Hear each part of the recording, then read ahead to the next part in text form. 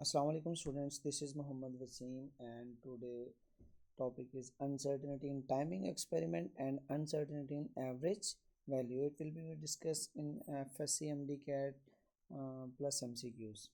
अगर हम बेटा बात करें कि अनसर्टेनिटी इन टाइमिंग एक्सपेरिमेंट तो हम कह सकते हैं कि ये रेशो होती है किसकी least count of timing device to the number of vibration. तो वो क्या कहलाती है अनसर्टेनिटी इन टाइमिंग एक्सपेरिमेंट। जैसे कि आप कह लें कि आप मेजरमेंट कर रहे हैं बेटा, आप मेजरमेंट कर रहे हैं किसी भी सिंपल पेंडुलम के टाइम पीरियड की, ठीक है ना। तो उसके लिए आप टाइम नोट करते हैं और आप देखते हैं कि आप जिससे टाइम नोट कर रहे हैं उसका लीस्ट काउंट कितना है divided by number of vibration की बात होगी, ठीक है। तो यहाँ पर एग्जांपल है ये जो मैं आपको अभी मेंशन कर रहा था, the time required recorded for 20 vibration of a pendulum is 35.2 second. तो अगर आप कहें कि ये एक ऐसे इंस्ट्रूमेंट से मेजर की गई है जिसका जो स्टॉप वॉच का लीस्ट काउंट कितना है 0.1 सेकेंड, यानी कि वो एक सेकेंड का सिर्फ 10वां हिस्सा मेजर कर सकता है। तो हम कह सकते हैं कि वो मेजरमेंट क्या होगी। डेफिनेटली बेटा आपने कितना टाइम नोट किया था 35.2 सेकेंड और जो इसका लीस्ट काउंट है प्लस माइनस 0.1 सेकेंड। तो अब कह सकते हैं कि ये 20 वाइब्रेशन के लिए है। तो टाइम पीरियड कैसे निकालते हैं, टाइम पीरियड निकालते हैं बेटा आपके पास जो टाइम रिकॉर्डेड है divided by number of vibration, दोनों को डिवाइड करें तो क्या आंसर आ जाएगा 1.76 सेकेंड। तो हम कह सकते हैं ये टाइम पीरियड है। लेकिन अब इसमें अनसर्टेनिटी कैसे आएगी। अनसर्टेनिटी के लिए बेटा आपने जो मेथड आपको मैंने बताया है कि लीस्ट काउंट को डिवाइड करना है नंबर ऑफ वाइब्रेशन के साथ। Uncertainty in timing device does not depend on the measured quantity. वो मेजर्ड क्वांटिटी पर डिपेंड नहीं करती कि आप कितनी मेजरमेंट ले रहे हैं, वो डिपेंड करती है लीस्ट काउंट के ऊपर और नंबर ऑफ वाइब्रेशन के ऊपर, आप कितनी ज़्यादा वाइब्रेशन ले रहे हैं। तो ये बेटा आपके पास आ जाएगी अनसर्टेनिटी। अब इस अनसर्टेनिटी की बात कर रहे हैं, हम कह रहे थे 0.1 सेकेंड इसका लीस्ट काउंट है डिवाइडेड बाई 20। तो यहाँ पर क्या आ जाएगा 0.1 second over 20 is equal to 0.005 second. तो फिर टाइम पीरियड बता दें मुझे पेंडुलम का, क्या आ जाएगा। टाइम पीरियड जो हमने निकाला था कैसे निकाला था 35.2 डिवाइडेड बाई 20 वाइब्रेशन कितना आ जाएगा 1.76 प्लस माइनस जो अनसर्टनिटी आई है 0.005 इंटू सेकेंड। अब बेटा यहाँ पर हम बात करते हैं इसके रिलेटेड एक एमसीक्यूज। अब कह लें कि एक पेंडुलम है जिसके लिए आपने सिंपल पेंडुलम जिसमें आपने 30 वाइब्रेशन को फाइंड आउट किया है और वो कितना मेजर कर सकता है एक ऐसी स्टॉप वॉइस से जो एक्यूरेट है up to tenth of a second. Tenth of a second से क्या मुराद है कि एक सेकेंड का 10वां हिस्सा मेजर किया जा सकता है, ठीक है। तो एक सेकेंड का 10वां हिस्सा मेजर करने का मतलब है वही बात 0.1 सेकेंड। तो इसका मतलब ये 0.1 सेकेंड इसका क्या कहलाएगा लीस्ट काउंट कहलाएगा।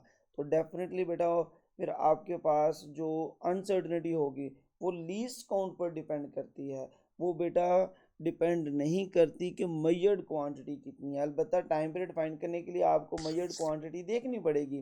टाइम पीरियड कैसे आएगा, आपने क्या करना है 54.6 सेकेंड डिवाइडेड बाय 30। तो ये आंसर आपके पास आ जाता है 1.82। अब देखिए ये 1.82 सब में मेंशन है, इसका मतलब सबका टाइम पीरियड सेम है, बस फ़र्क किस चीज़ का है अनसर्टनिटी का। तो देखते हैं कौन सी वाली अनसर्टनिटी सही है। तो बेटा हम यहाँ पर कह देते हैं कि आपके पास जो वैल्यू है उसको मेजर करने के लिए आपने क्या करना है least count divided by number of vibration. अब लीस्ट काउंट कितना था 0.1 सेकेंड, नंबर ऑफ वाइब्रेशन कितनी है 30, दोनों को डिवाइड किया तो आंसर कितना आ गया 0.003 सेकेंड। इसका मतलब सही ऑप्शन क्या होगा, सी वाला सही ऑप्शन होगा। तो फिर बेटा यहाँ पर हम क्या लगते हैं कि यहाँ पर ये आ जाएगा सी ऑप्शन आपका करेक्ट ऑप्शन कहलाएगा। अच्छा ये पहले वाला गलत क्यों है, क्योंकि बेटा इसने यहाँ पर वैल्यू गलत लिखी हुई है। लीस्ट काउंट को अगर आप डिवाइड करें नंबर ऑफ वाइब्रेशंस के साथ तो वो 0.003 सेकेंड आता है, इसलिए सी ऑप्शन सही है। अच्छा नेक्स्ट बेटा आ जाएगी मेजर्ड अनसर्टेनिटी इन एवरेज वैल्यू। अनसर्टेनिटी इन एवरेज वैल्यू, तो एवरेज वैल्यू में अनसर्टेनिटी क्या होगी, हम कहेंगे कि आपके पास जो 3 स्टेप हैं, पहला स्टेप क्या है कि आपने एवरेज फाइंड करनी है मेजर्ड वैल्यू कि आपके पास तीन वैल्यूज थी R1, R2, R3। तो बेटा इन तीनों की एवरेज फाइंड करनी है, ये पहला स्टेप है, find the average of measured value. दूसरा स्टेप क्या है कि डेविएशन फाइंड करनी है फ्रॉम द एवरेज वैल्यू, कि एवरेज वैल्यू से हर वैल्यू कितनी दूर है।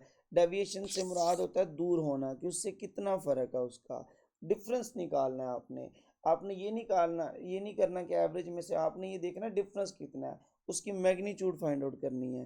तो नेक्स्ट बेटा आपने ये देखना है थर्ड स्टेप, वो जो डेविएशन आपके पास आई है उसका मीन निकाल लेना, वही क्या कहलाएगी, उसकी अनसर्टेनिटी कहलाएगी। एग्जांपल के तौर पर बेटा आप कह लें कि आपके पास तीन रीडिंग्स हैं जो रिकॉर्ड की गई हैं, किसके लिए, radius of a small cylinder.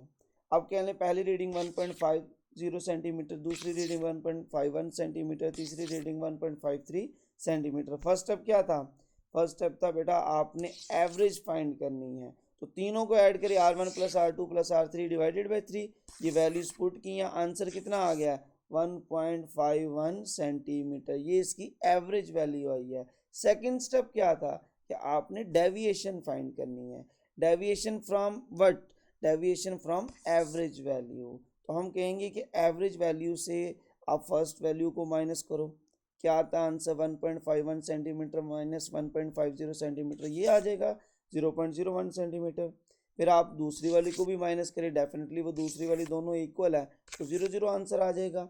Next बेटा जो थर्ड वाली है, अब बेटा आपने ज़रूरी नहीं कि हमेशा आर एवरेज में से ही R3 को माइनस करना है, आपने देखना है कि डेविएशन कितनी है, मैग्नीट्यूड कितनी है, कितना फ़र्क है, ये नहीं देखना।